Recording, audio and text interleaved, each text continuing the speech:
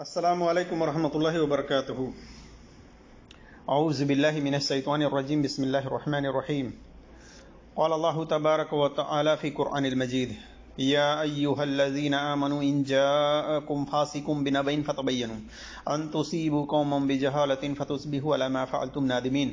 وقال النبی صلی اللہ علیہ وسلم: من قذف علی متعمدا فلیتبوأ مقعدہ من النار. رب اشرح لي صدري ويسر لي امري واحلل عقدة من لساني يفقهوا قولي رب زدني علما. میرے عزیز دوستوں اور بھائیوں اور میری اسلامی خواتین و حضرات، میں اللہ تبارک و تعالی کی توفیق سے ایک حدیث کی جانچ پڑتال اصول حدیث و اسماء الرجال و جرح و تعدیل کے میزان پر رکھنے کی کوشش کروں گا. نمازیوں کو مارنے کی ممانعت کی حدیث کے سند کے تعلق سے اللہ تبارک و تعالیٰ سے دعا ہے کہ اللہ تبارک و تعالیٰ ہمیں حق بات اور سچ بات کہنے کی توفیق عطا فرمائے، اور جو ہم سے لفظی طور پر کہنے میں خطائیں ہوں اللہ تبارک و تعالیٰ اس کو معاف فرمائے. آمین یا رب العالمین. میرے عزیز دوستوں اور بھائیوں اور میری اسلامی خواتین و حضرات، اللہ تبارک و تعالیٰ نے تمام ایمان والوں کو، چاہے عورت ہوں چاہے مرد ہوں، تمام ایمان والوں کو تحقیق کرنے کا، جانچ پڑتال کرنے کا حکم دیا ہے سورہ حجرات آیت نمبر 6 میں کہ اے ایمان والو، اگر تمہارے پاس کوئی فاسق خبر لے کر آئے تو اس کی تحقیق کر لیا کرو، اس کی چھان بین کر لیا کرو. یہ عام حکم ہے اللہ تبارک و تعالیٰ کی طرف سے، چاہے دین کا معاملہ ہو چاہے دنیا کا معاملہ ہو، ہر چیز میں آپ کو چھان بین کرنا ہے، ہر چیز میں آپ کو جانچ پڑتال کرنا ہے، آنکھ بند کر کے کسی کی بات کو ایکسپٹ نہیں کرنا ہے. تو آئیے ہم دیکھتے ہیں نمازیوں کو مارنے کی ممانعت، منع کی حدیث کی سند کیا حسن ہے، کیا صحیح ہے، اور پھر آخر میں ہم یہ بھی بات بتانے کی کوشش کریں گے کہ کیا نمازی ہو یا غیر نمازی ہو، غلطی پر اگر وہ سزا کا مستحق ہے تو اس کو سزا دی جا سکتی ہے. تو آئیے ہم سب سے پہلے دیکھتے ہیں ابو امامہ رضی اللہ تعالی عنہما سے حدیث مرفوع ہے. کہتے ہیں کہ رسول اللہ صلی اللہ علیہ وسلم نے فرمایا: بے شک مجھے نمازیوں کو مارنے سے منع کیا گیا ہے. مسند احمد کے اندر جلد نمبر 5 صفحہ نمبر 258 250 وغیرہ پہ دیکھ سکتے ہیں. اس حدیث کو کچھ لوگوں نے کہا کہ اس کی سند حسن ہے، اور کہا کہ اس کی سند کے اندر جو راوی ہے ابو غالب وہ جمہور محدثین کے نزدیک ثقہ ہے، جبکہ اس راوی پر متقدمین محدثین نے بھی جرح مفسر کی ہوئی ہے، اور توثیق پر اگر جرح مفسر ہے تو اس کو مقدم کیا جاتا ہے، یہ اصول ہے. تو دیکھیے اس راوی پر جرح مفسر موجود ہے، اس کی سند حسن نہیں ہے، اس کی سند صحیح نہیں ہے. شیخ البانی رحمۃ اللہ علیہ نے سلسلۃ الحدیث صحیحہ کے اندر اس حدیث کو حدیث نمبر 1428 پر نقل کرتے ہیں، اور صحیح الجامع کے اندر حدیث نمبر 860 پر نقل کرتے ہیں اور صحیح کا حکم لگاتے ہیں. اسی طرح سے یہ حدیث امام بہقی کی شعب الایمان کے اندر حدیث نمبر 2799 پر ہے، اور حافظ ابن حجر عسقلانی رحمۃ اللہ علیہ نے تاجیل المنفع کے اندر جلد نمبر 1 صفحہ نمبر 672 پر لکھا اسناد جید، کہ اس کی سند قوی ہے، مضبوط ہے. لیکن دوسری طرف محقق شعیب ارناؤت نے مسند احمد کی تحقیق میں حدیث نمبر 22154 پر 22227 پر اس کی سند کو ضعیف قرار دیا ہے، ضعیف لکھا ہے ابو غالب کے ضعیف ہونے کی بنا پر. اسی طرح سے ابن الکسرانی انہوں نے ذخیرۃ الحفاظ کے اندر جلد نمبر 2 صفحہ نمبر 692 میں ابو غالب کے ضعیف ہونے کی بنا پر اس کی سند کو ضعیف لکھا ہے. معلوم ہوا کہ اس سند میں راوی ابو غالب ضعیف الحدیث ہے، کچھ نے توثیق کی ہے. بہرحال یہ راوی متکلم ہی ہے، اس پر جرح مفسر ہے، جیسا کہ امام ابو حاتم رازی نے کہا لیس بالقوی، کہ یہ قوی نہیں ہے، مضبوط نہیں ہے. تہذیب الکمال جلد نمبر 34 صفحہ نمبر 170 میں دیکھ سکتے ہیں. اسی طرح سے متقدمین محدثین میں سے ابن سعد ہیں، انہوں نے کہا کہ یہ ضعیف ہے، تہذیب التہذیب کے اندر جلد نمبر 4 صفحہ نمبر 570 پر ان کا قول نقل ہے۔ اسی طرح سے امام نسائی نے کہا ضعیف، یہ ضعیف ہے، کمزور ہے، دیکھیے تہذیب الکمال جلد نمبر 34 صفحہ نمبر 170 پر۔ اسی طرح سے ایک اور شواہد پیش کی جاتی ہیں۔ یہ تو معلوم ہو گیا کہ آپ صلی اللہ علیہ وسلم کی طرف جو یہ بات منسوب کی جا رہی ہے کہ نمازیوں کو مارنے سے منع کیا گیا ہے، منع کرنے کا حکم دیا گیا ہے، تو اس کی تو سند ضعیف ہے، کمزور ہے، نبی صلی اللہ علیہ وسلم کی بات صحیح ثابت نہیں ہے، واللہ اعلم بالصواب۔ اسی طرح سے دوسری ایک شواہد پیش کی جاتی ہے ابو سعید الخدری رضی اللہ تعالیٰ عنہ سے، لمبی حدیث ہے۔ وہ کہتے ہیں کہ ایک عورت رسول اللہ صلی اللہ علیہ وسلم کی خدمت میں حاضر ہوئی، ہم آپ صلی اللہ علیہ وسلم کے پاس تھے، کہنے لگی اللہ کے رسول، میرے شوہر صفوان بن معطل ہیں، جب نماز پڑھتی ہوں تو مجھے مارتے ہیں، اور روزہ رکھتی ہوں تو روزہ توڑوا دیتے ہیں، اور فجر سورج نکلنے سے پہلے نہیں پڑھتے۔ صفوان اس وقت آپ صلی اللہ علیہ وسلم کے پاس موجود تھے، تو آپ صلی اللہ علیہ وسلم نے ان سے ان باتوں کے متعلق پوچھا جو ان کی بیوی نے بیان کیا، تو انہوں نے کہا اللہ کے رسول،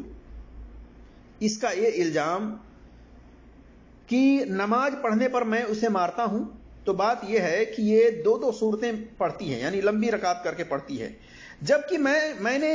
اسے دو دو صورتیں پڑھنے سے منع کر رکھا ہے۔ آپ صلی اللہ علیہ وسلم نے فرمایا لوگ اگر ایک ہی صورت پڑھ لیں تب بھی کافی ہے۔ صفوان نے پھر کہا کہ اور اس کا یہ کہنا کہ میں اس سے روزہ افطار کرا دیتا ہوں، یہ روزہ رکھتی ہے، یعنی نفلی روزے پہ روزہ رکھتی چلی جاتی ہے، میں جوان آدمی ہوں، صبر نہیں کر پاتا، تو رسول اللہ صلی اللہ علیہ وسلم نے اس دن فرمایا کوئی عورت اپنے شوہر کی اجازت کے بغیر روزہ نہ رکھے، یعنی نفلی روزہ نہ رکھے۔ رہی اس کی یہ بات کہ میں سورج نکلنے سے پہلے نماز نہیں پڑھتا ہوں، تو ہم اس گھرانے سے تعلق رکھتے ہیں جس کے بارے میں سب جانتے ہیں کہ سورج نکلنے سے پہلے ہم اٹھ نہیں پاتے۔ آپ صلی اللہ علیہ وسلم نے فرمایا جب بھی جاگو نماز پڑھ دیا کرو۔ اس حدیث کو شیخ البانی رحمۃ اللہ علیہ نے صحیح لکھا ہے، سنن نبی داؤد کے اندر حدیث نمبر 2459، اسی طرح سے مسند احمد میں میری تحقیق کے مطابق حدیث نمبر 11749، 11759، اسی طرح سے سنن ابن ماجہ میں حدیث نمبر 1762، سنن دارمی میں حدیث نمبر 1760۔ اس حدیث سے ایک بات تو یہ ہوتا ہے کہ بھائی جو لوگ عادت بنائے ہوئے ہیں فجر سے پہلے یعنی سورج نکلنے سے پہلے نہیں اٹھ پاتے، وہ سورج نکلنے کے بعد پڑھ لیں، تو اس میں تو آپ صلی اللہ علیہ وسلم کہتے ہیں کہ جب بھی تم جاگو پڑھ لیا کرو، تو یہ تو پھر ان کے لیے رخصتی ہو گئی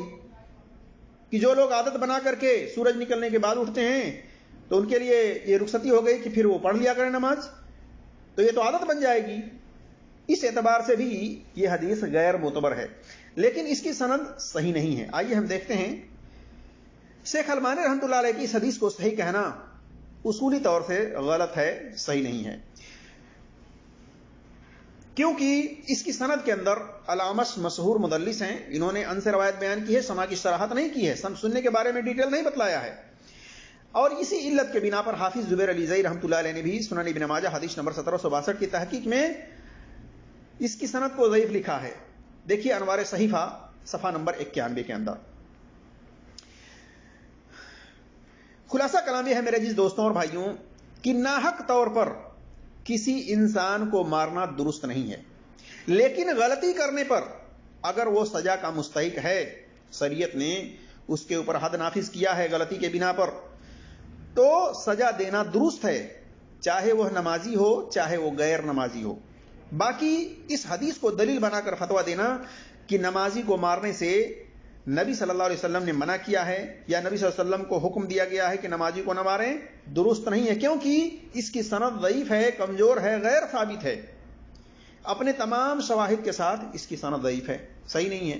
پھر نمازی کی غلطی پر سزا دی جا سکتی ہے، جیسا کہ ایک لمبی حدیث صحیح مسلم کے اندر حدیث نمبر 4457، 17007، سنن نبی داؤد میں حدیث نمبر 4481، سنن ابن ماجہ میں حدیث نمبر 2571 وغیرہ پر دیکھ سکتے ہیں۔ عثمان رضی اللہ تعالیٰ عنہ کے پاس ایک شخص کو لایا گیا جس کا نام تھا ولید ابن عقبہ ابن ابی معید، اس نے صبح کی 2 رکعتیں پڑھائی، پھر کہا کیا تمہیں اور نماز پڑھاؤں، یعنی اور زیادہ رکعت پڑھا دوں؟ تو 2 آدمیوں نے اس کے خلاف گواہی دی. ان میں سے ایک حکمران تھا، اس نے کہا کہ اس نے شراب پی ہے. چنانچہ عثمان رضی اللہ تعالیٰ عنہ نے 40 کوڑے لگوائے اس نمازی کو، اس شراب پینے کی وجہ سے اور اس نشے میں فجر کی نماز کو زیادہ کرنے کی وجہ سے، زیادہ رکعت پڑھانے کی وجہ سے. اس حدیث سے معلوم ہوا کہ اگر کوئی نمازی شخص کوئی ایسی غلطی کرتا ہے جس کے اندر شریعت نے حد نافذ کیا ہے، سزا کا مستحق ٹھہرایا ہے، تو اس کو سزا دی جا سکتی ہے، اس کو مارا جا سکتا ہے. اسی طرح سے نبی صلی اللہ علیہ وسلم نے بھی شرابی شخص کو سزا دی ہے. آپ نے 40 کوڑے لگائے ہیں، اس کو کھجور کی چھڑی سے 40 چھڑی مروائے ہیں، مارے ہیں، یہاں تک کہ جوتا سے بھی اس شرابی کو مارا گیا ہے. جیسا کہ آپ دیکھ سکتے ہیں صحیح بخاری کے اندر حدیث نمبر 6773 6776 6773، اسی طرح سے صحیح مسلم کے اندر حدیث نمبر 4454، سنن ترمذی میں حدیث نمبر 1443 وغیرہ پر دیکھ سکتے ہیں. تو یہ بات بالکل واضح طور پر ہے کہ جو بھی نمازی ہو غیر نمازی ہو، اگر کسی غلطی کی بنا پر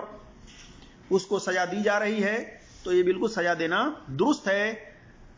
صحیح ہے، غلط نہیں ہے. آپ صلی اللہ علیہ وسلم کی طرف جو بات منسوب کی جا رہی ہے کہ آپ نے کہا